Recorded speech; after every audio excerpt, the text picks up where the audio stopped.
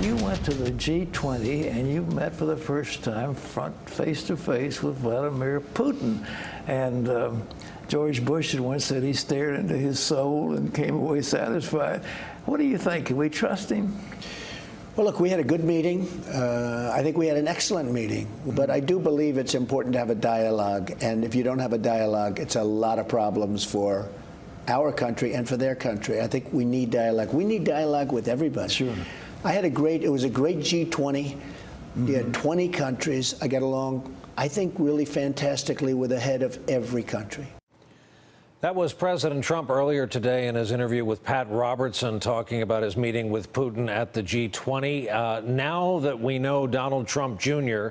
welcomed Russian help in defeating Hillary Clinton, the question is being posed: did the Russians have the upper hand even before Trump walked in and extended his hand to Putin in their first official meeting? We are joined tonight by two veterans in this field: Jeremy Bash, former chief of staff at CIA and Department of Defense, former chief counsel for House Intel, and the former U.S. ambassador to Russia during the Obama administration, veteran diplomat Mike McFaul. Gentlemen, welcome to you both. And Jeremy, I'll put the question to you more directly. Was the president in any way compromised prior to when Americans saw him go in and have what was the first official sit-down with Putin?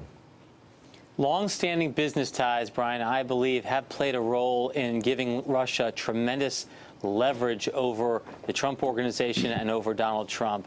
And really, in every utterance during the campaign, the president went out of his way to praise Vladimir Putin, to speak highly of him.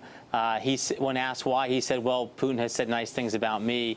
But I think it's really more complicated than that. I think these long-standing business ties, some of which we saw now coming into fruition in the email traffic with Donald Trump Jr., with the real estate moguls in Moscow who wanted to provide that dirt on Hillary Clinton. Those are the same people who had the long-standing business ties with Trump.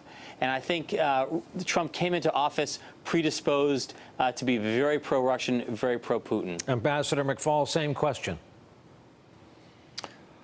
Yeah, I agree with Jeremy. I mean, I would add to this that that was his choice to present Putin with the questions that he did, right? I think he could have played it very differently had he had more confidence in the legitimacy of his own election.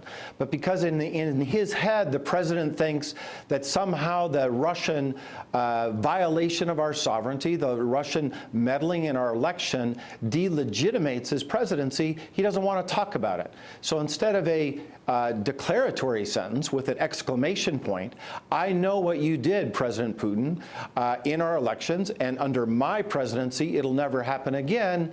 He lobbed it up as a question. You know, did you hack our elections? Did you do that? And that made it very easily for President Putin to say no. What else would he say to that question?